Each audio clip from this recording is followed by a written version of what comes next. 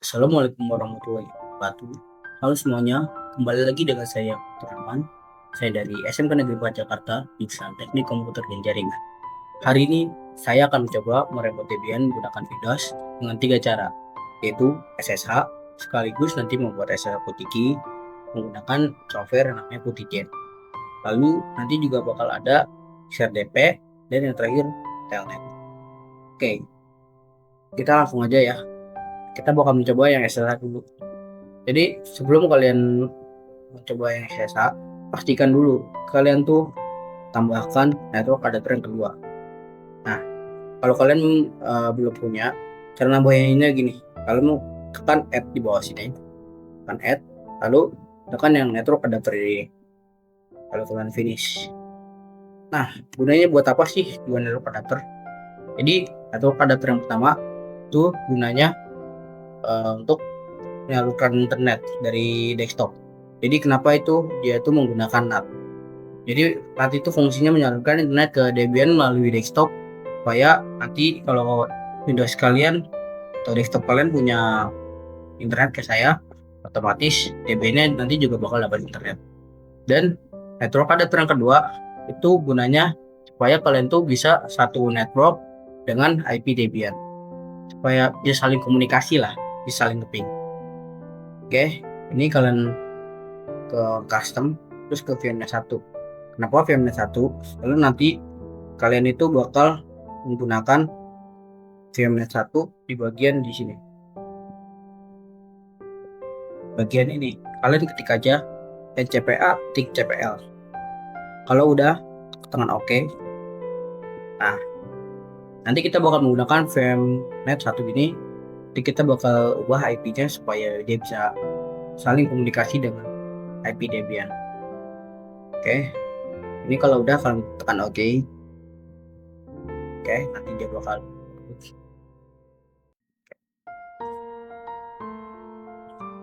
Oke, jadi sebelum saya mulai, saya jelasin dulu sih apa itu SSH.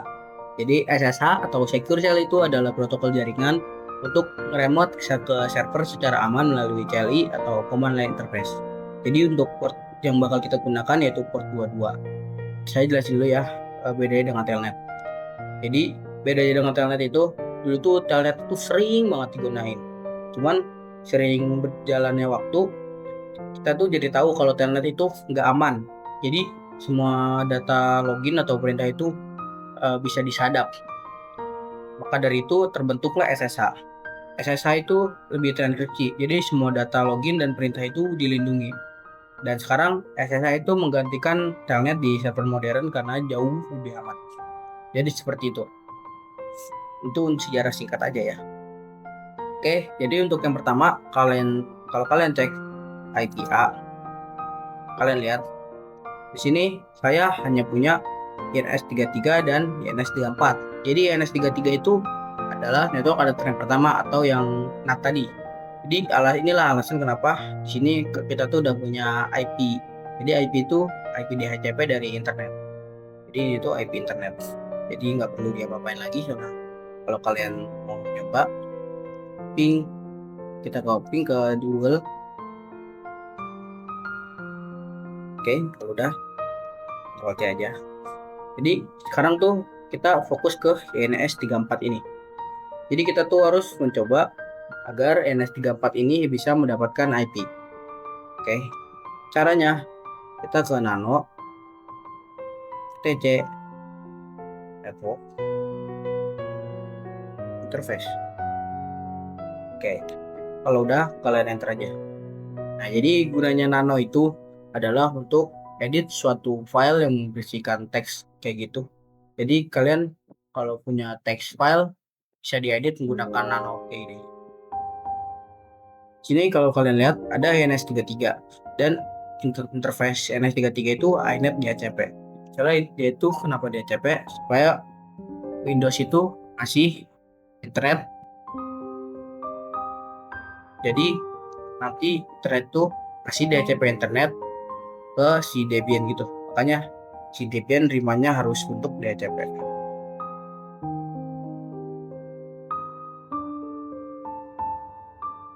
Ini optional aja ya, mau ditambahin atau enggak bebas. ini supaya lebih gampang dilihat aja. Jadi sini kalian tambahkan aja seperti yang di atas, low tripod plug INS. Cuman di sini kalian ketiknya 34 ya, soalnya kita kan mau nyeting yang 34. Jadi untuk interface-nya yang INS 34 itu kita menggunakan interface static. Ini samain aja. Cuman di bagian DCP-nya kita ganti menjadi static. Oke. Setelah itu kita tambahkan addressnya. Saya menggunakan address biasa aja, 92.168.10.1 supaya lebih mudah dimengerti aja ya, dan lebih gampang aja. Kalian Ctrl X, Y, Enter. Maka itu udah ke save ya. Tapi walaupun udah ke save, kalian tuh setelah kalian ngedit suatu file, kalian tuh pastikan service-nya atau pengeset walaupun kalian udah save. Biar apa? Supaya biar yang kalian edit itu bisa berjalan. Jadi kalau kalian lihat di sini, kalau saya masih IPA, saya belum restart, maka INS34-nya belum ada. Sedangkan buat saya restart dulu menggunakan service networking restart. Maka kalau saya coba IPA, maka di sini INS34-nya udah dapat IP, yaitu 192.168.10.1 seperti yang saya bayar tadi, yang saya ketik. Oke, jadi sebelum lanjut ke download SSH-nya, pastikan dulu kalian tuh punya repository Debian. Jadi repository adalah terpusat untuk mengunduh dan mengelola paket lunak atau aplikasi, dan pembaruannya itu di sistem Debian. Jadi instalasi paket itu jadi lebih mudah, membarui keamanan, serta memastikan konsistensi dan kapabilitas perangkat lunak. Dengan repository, kalian itu bisa dapat ribuan paket yang siap dipakai. Seperti nanti ya bakal saya pakai 3 biji, yaitu SSH, Telnet, dan juga SHDP. Dan bisa dikelola juga secara efisien. Nah, gimana cara kalian nambahinnya? Kalian masuk ke nano, etc, apt, source list. Let's enter. Nah, di sini saya udah ada repositorinya ya. Nanti untuk repositorinya kalian bisa salin aja nanti saya taruh deskripsi atau komentar, saya pin agar kalian tuh gampang nyalinnya.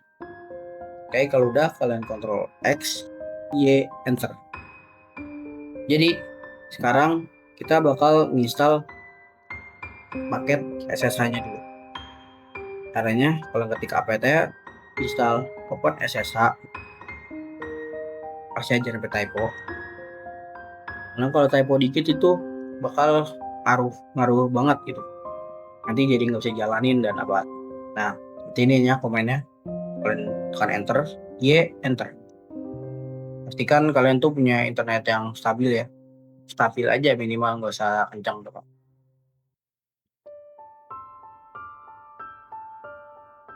Oke, setelah kalian download SSH-nya, sekarang kita bakal mencoba menyalakan port 22 dan ganti prohibited password menjadi yes pada permit root login. Jadi caranya kita bakal ke nano, etc, ssh, sshd config. Oke, sini kalian lihat di sini ada port 22. Yang port 22 tagarnya kalian hapus. Lalu kalian ke bagian permit root login. Untuk bagian permit root login kalian nyalakan. Lalu bagian prohibit passwordnya kalian ganti menjadi yes.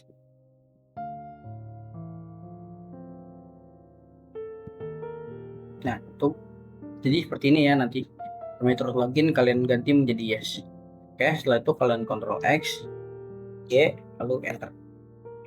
Jangan lupa seperti biasa kalian tuh harus restart dulu ya. Setelah kalian simpan filenya, kalian harus restart. Menggunakan ini beda ya, menggunakan sistem CTL. Sistem CTL restore SSH. Oke, terus maka SSH-nya sudah restart dan konfigurasi yang tadi kita lakukan sudah dijalankan. Gimana cara ceknya? Kalian bisa sistem CTL untuk bagian restartnya kalian ganti menjadi status. Nah, ini udah jalan ya SSH-nya. Oke, kalau udah jalan SSH-nya, kita bakal coba masuk ke NCPTPL atau control panel.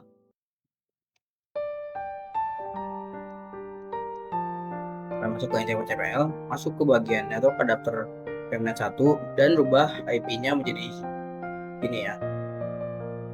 Ini. Awalnya kan kalian kalau baru pertama pasti seperti ini. Keduanya ada di obtain IP address automatically. Kalian tekan jadi use the following IP address dan kita masukkan network dari IP Debian-nya yaitu 192.168.10. Dan untuk bagian hostnya kalian gunakannya dua. Yang penting networknya itu sama dengan IP Debian supaya nanti kalian tuh bisa nge-ping atau masuk dan nge-remote Debian. Dan untuk gateway-nya kita pakai IP Debian ya supaya bisa dan DNS juga kayak IP Debian. Oke, itu kalian close dan kalian coba buka CMD.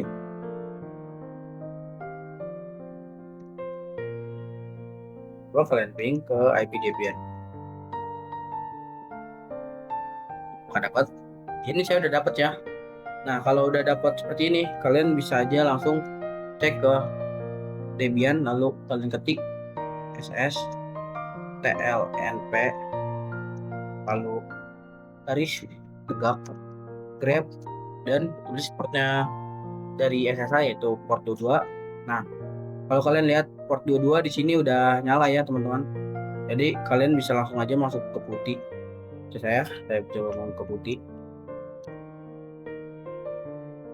Lalu saya masukkan IP dari Debian. Kita open.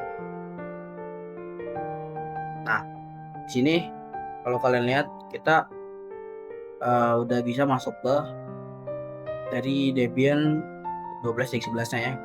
Kita remote. Di sini kalian tekan accept aja. Nah, sini kita tinggal login aja. Jadi root. Masukin passwordnya.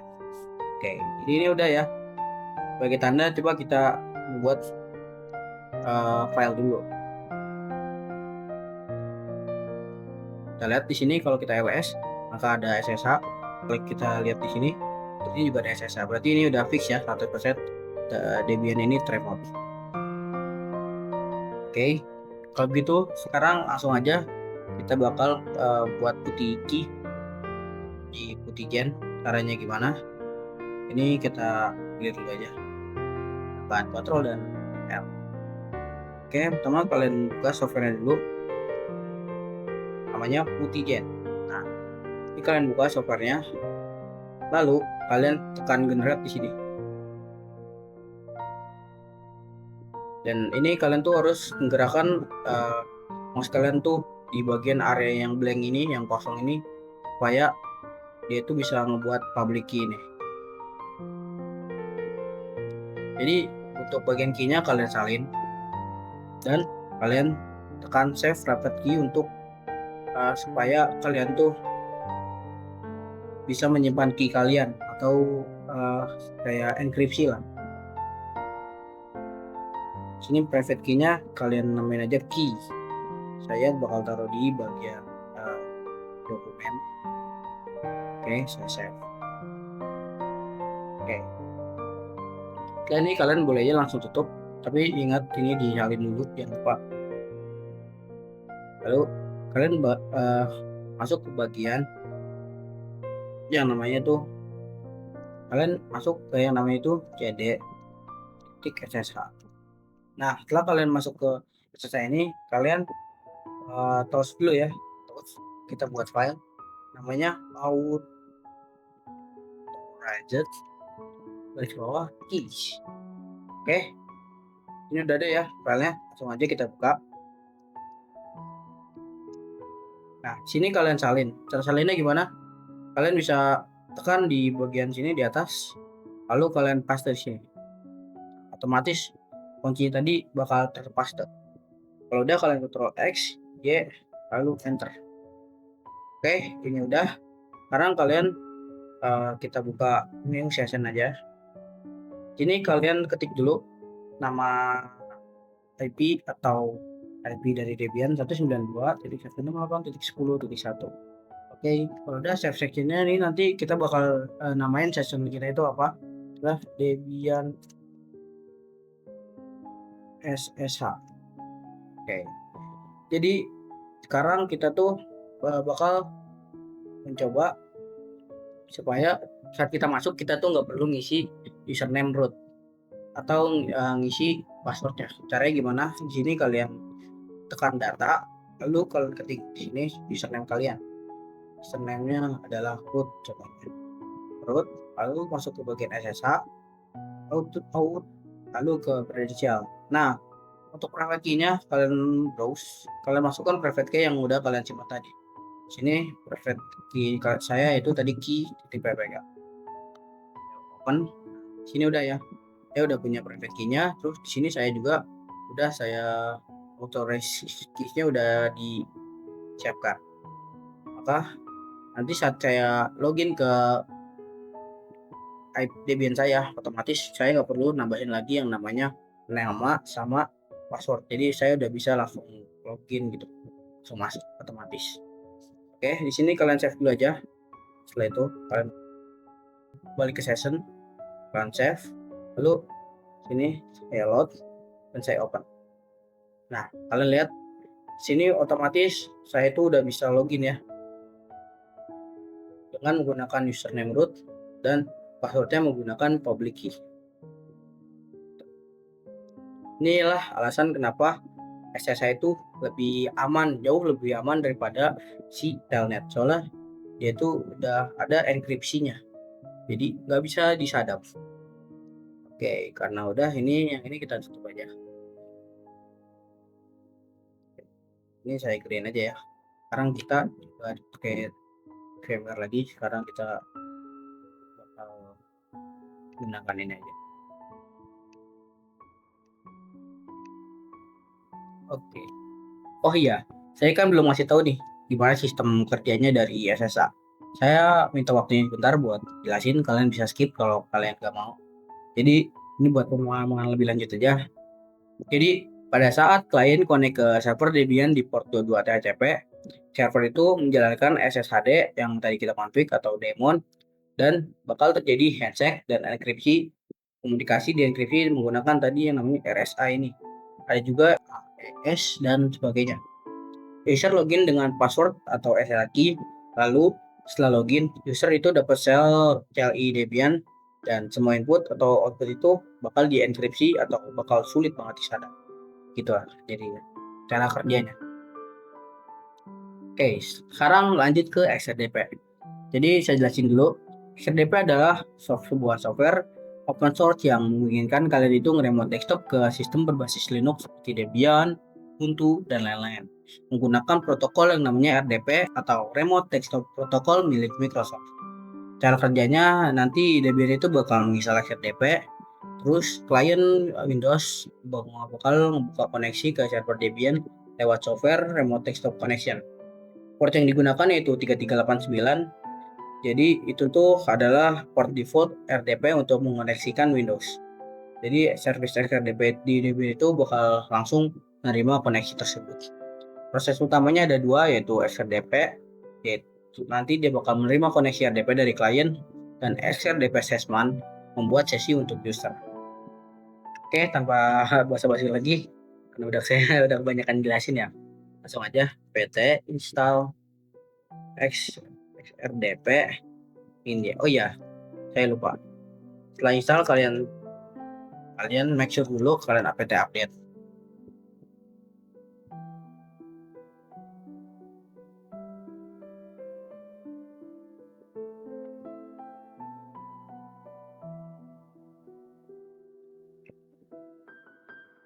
Oke, setelah kalian update apt kalian, langsung aja apt install XRDP. Kalian tekan Y dan kalian tunggu aja. Ini ukurannya cukup besar, 562 MB.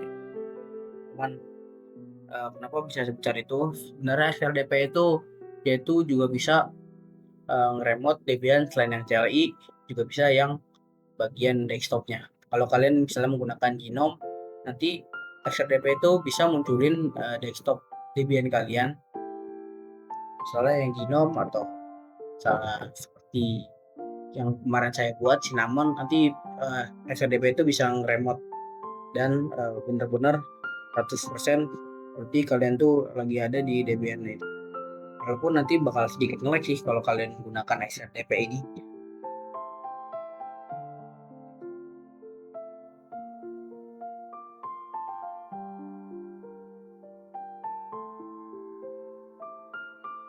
Oke, jadi ini udah kelar. Sekarang kita bakal coba cek status XRDP-nya apakah sudah nyala atau belum. Seperti yang SSH tadi, sistem BTL status XRDP. Nah, kalau kalian lihat udah nyala ya. Jadi bagi kalian yang masih bingung, kenapa sih paket-paket kayak XRDP dan juga kayak tadi itu SSH itu nggak perlu di-enable dan di-start di Debian. Jadi paket-paket di Debian itu secara default udah di setup dengan sistem unit file yang otomatis itu bakal enable dan start. Yang artinya begitu selesai di-install service misalnya XRDP langsung aktif. Jadi kalian tuh langsung bisa remote tanpa harus klik systemctl enable atau start. Makanya kalau kalian udah coba, kalian tuh cukup install doang dan bakal udah bisa di remote. Oke, jadi itu buat penjelasan aja. Sekarang kita tuh untuk XRDP nggak perlu kayak tadi ganti-ganti file apa-apa. Kalian langsung aja cek aja di sini tlnp grep yaitu 3389. Nah, di sini udah nyala ya. Jadi sekarang kita bakal coba masuk ke remote desktop connection-nya. Jadi kalau kalian cari di sini bakal ada remote desktop connection. Kalian enter. Kalian masukin IP Debian kalian. Salah 192.168.10. Nah, ini udah ada ya. Udah. Sekarang saya connect. Nah, ini yes aja. Nah, maka sini kita tinggal masukin username sama password kita. Lalu saya root dan passwordnya 123. Pencet oke. Nah, seperti yang kalian lihat, sini saya udah bisa ya. Jadi sekarang saya tandain dulu. Sini kalau kalian lihat, ini saya udah bisa remote dari remote desktop connection menggunakan XRDP ke Debian. Oke, sekarang saatnya kita ngebuat tanda kalau kita udah selesai di bagian XRDP. Bisa cepet banget, iyalah, soalnya XRDP itu nggak perlu nyeting ribet-ribet lagi, jadi udah selesai gitu. Oke, sekarang make dir XRDP TLS. Nah, di sini RSH sudah selesai, XRDP sudah selesai. Yang terakhir adalah telnet. Oke, nggak basa-basi, langsung aja. Sini saya tetap pakai putih aja ya, soalnya lebih gampang. Kalau kalian lihat remote desktop connection itu kalau nge-display CLI bakal kayak resolusinya itu pecah gitu, sedikit jelek, jadi kita pakai putih aja. Ini saya disconnect aja. Oke, kita bakal lanjut menggunakan putih. Ini kalian clear aja. Kita lanjut ke bagian telnet. Nah, kalian itu pasti udah familiar banget deh sama telnet. Jadi telnet itu adalah panjangan itu Telecommunication Network. Dia itu protokol jaringan lama sebelum SSH populer yang sekarang dan tadi saya jelasin, yang memungkinkan kalian itu nge-remote server Debian gunain CLI juga atau command interface. Untuk port default dari telnet ini yaitu 23. Beda dengan SSH, telnet itu nggak enkripsi data, sehingga username, password, dan semua perintah dikirim dalam bentuk plain text dan rawan disadap. Itulah kenapa telnet itu jarang digunain ya sekarang. Kecuali praktik-praktik kecil doang seperti nyoba-nyoba. Jadi cara kerjanya itu saat klien connect ke server Debian di port 23, server itu bakal menjalankan telnet atau daemon. Saat user memasukkan username dan password, itu akan dikirim dalam bentuk plain text tanpa enkripsi. Setelah login, user dapat CLI Debian dan semua perintah dan output dikirim bolak-balik tanpa keamanan. Maka dari itu jadi perintah dan output kalian itu bisa disadap.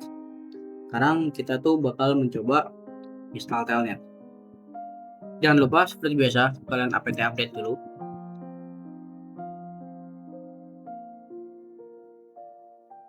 Oke, kalau udah selesai, sekarang saatnya kita install.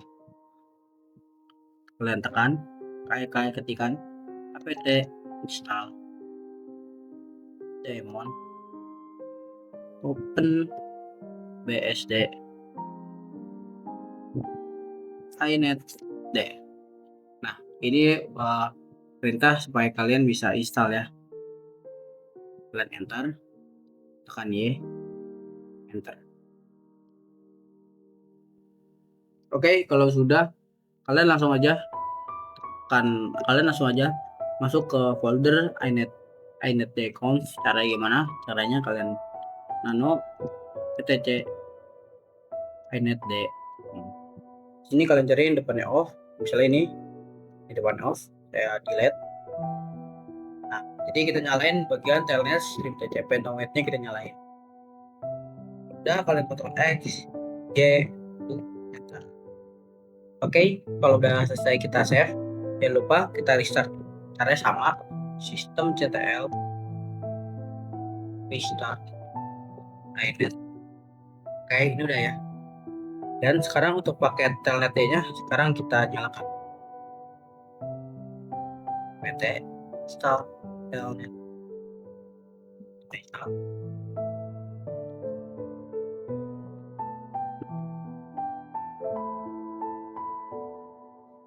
Oke, sekarang mari kita lihat apakah ITT atau telnet ini udah berjalan atau belum. Cara simple, caranya pakai sistem CTL status inetd.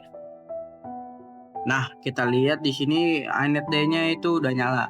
Sekarang kita cek ss lnp garis tegak grep. Kita portnya yaitu 23. Sini port 23 udah nyala ya.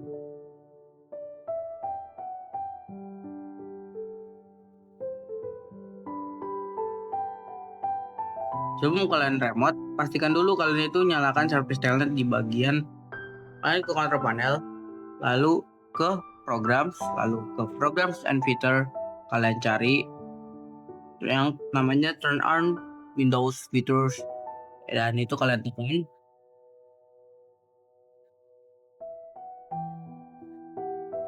Lalu kalian nyalakan service pada bagian telnet client. Kalian centangin ya.